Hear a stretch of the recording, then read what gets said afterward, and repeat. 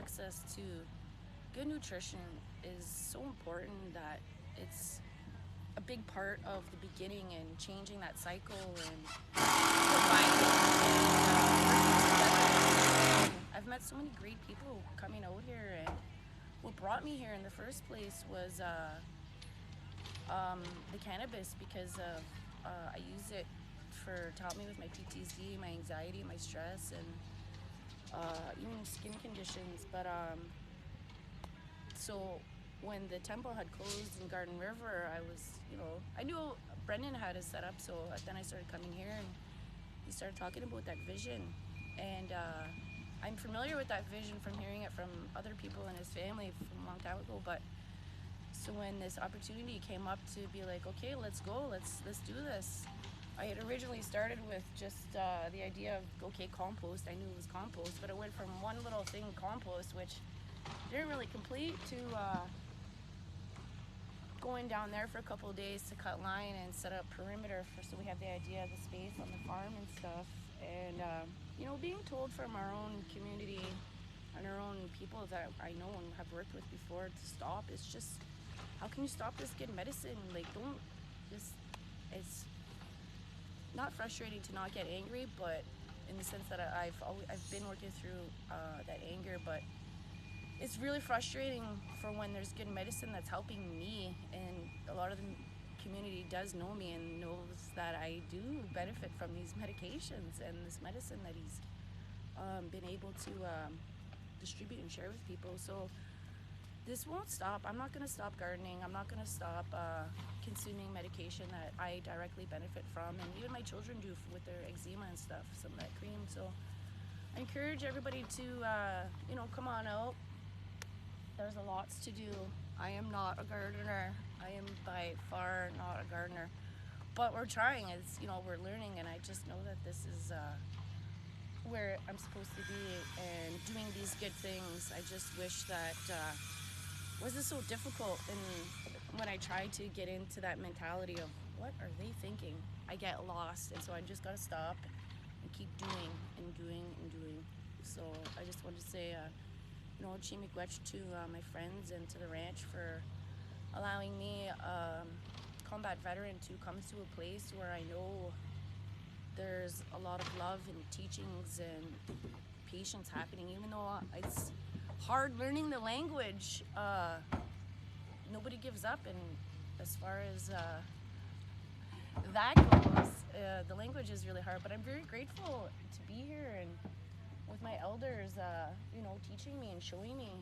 I just wish that, it was it would be easier and not so many roadblocks all the time. So in the sense that that's a part of decolonizing, I believe, getting away from that greed and that money, and I don't believe we were ever like that. So for me, it's naturally to just volunteer and come here and do that. I'm in a tricky financial situation right now with things going on in my home, but right now, like, I'm not worried about that because that's not who I am. I don't need to stress about money, and Creator provides, and that's what I want to give. And wherever I go in the world, and you're making food. It's crazy, but exactly. And that's the other thing with, because we do go to the food bank. I do access the food banks in town every 2 months, and a lot of it it's not always fresh, and a lot of times it's expired stuff in cans or dented cans, and a few times last summer there was fresh produce, like that Salvation Army, which was great to see that whoever was donating that, like, I was very thankful for that. But every little bit helps, and we're in a community where there's so much abundance around us that nobody in town should be struggling. Like, when I walk around downtown, it breaks my heart, and I wish I could do more for that too, but that will soon hopefully come as well. But one thing at a time. And this food feeding community is what else are we supposed to be doing? So this is just where it's at, and I'm really thankful and grateful and proud to be here with my family, you know what I mean, community members, and all the life in the bush, like going down the trail in the bush and listening to all the different animals that I haven't heard for probably since childhood, has really filled my heart and given me that good energy.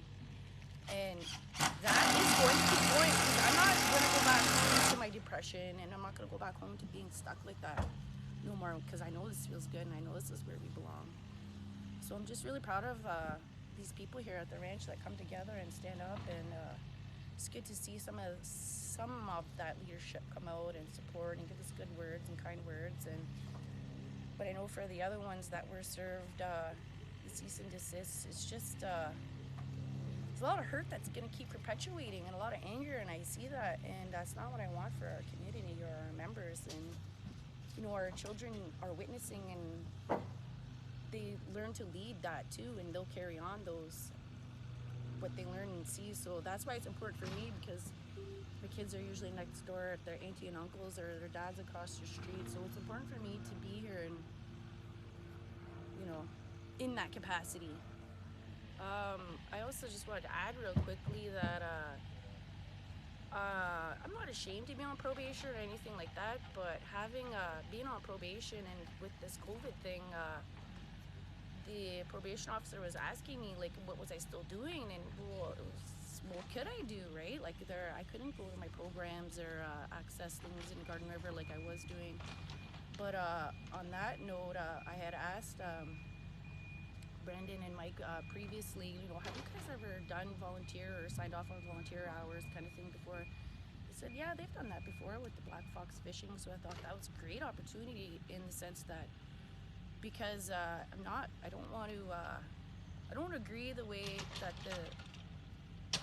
the court system has treated me. So this last time around, I did really stick up for myself and fight for my programs and to access these things. So when the COVID thing happened, I still needed to be doing something, because I know I still need to be doing things. So also coming here and doing so what I wanted to do was not pay. Well, I don't want to pay my $400 restitution. So in the sense that I told my probation officer, you know, well, how about I trade and put back and do, because I know I've done community hours before, in the sense that if I can do those 400 here instead, that is what I'm willing to do. Like, why take my money? Like, I'm a single mother, 3 children, you know, there's no reason why they need to be taking money from me. And I don't know if I'm at liberty to say the whole story. What had happened was, I wasn't in my relationship with my ex at the time, but things that had happened, and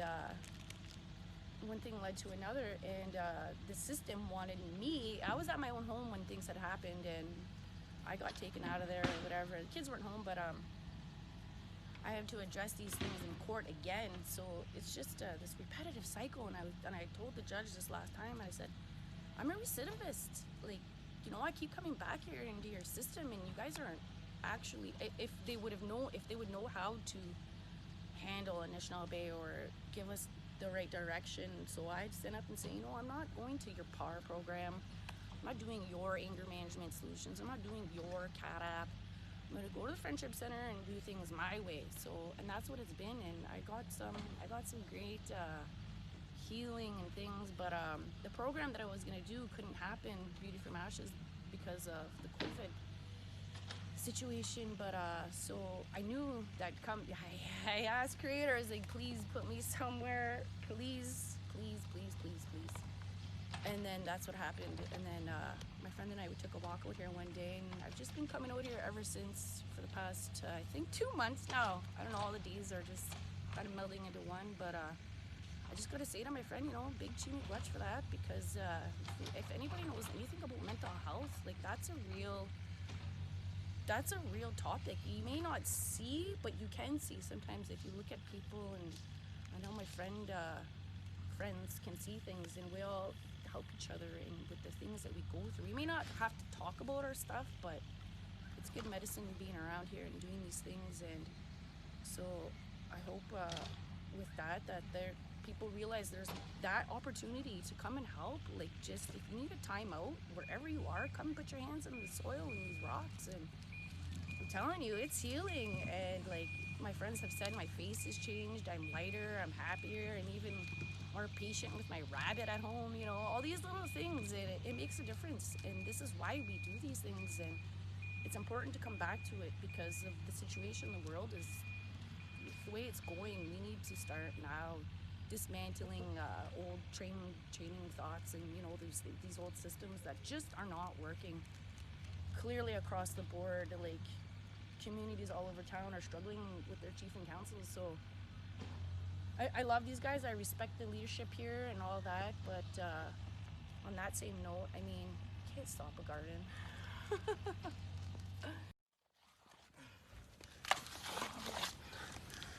Hey, never mind watching us shovel. Come join us. Put that down there and grab a shovel. Join us. Help us. Okay. Okay.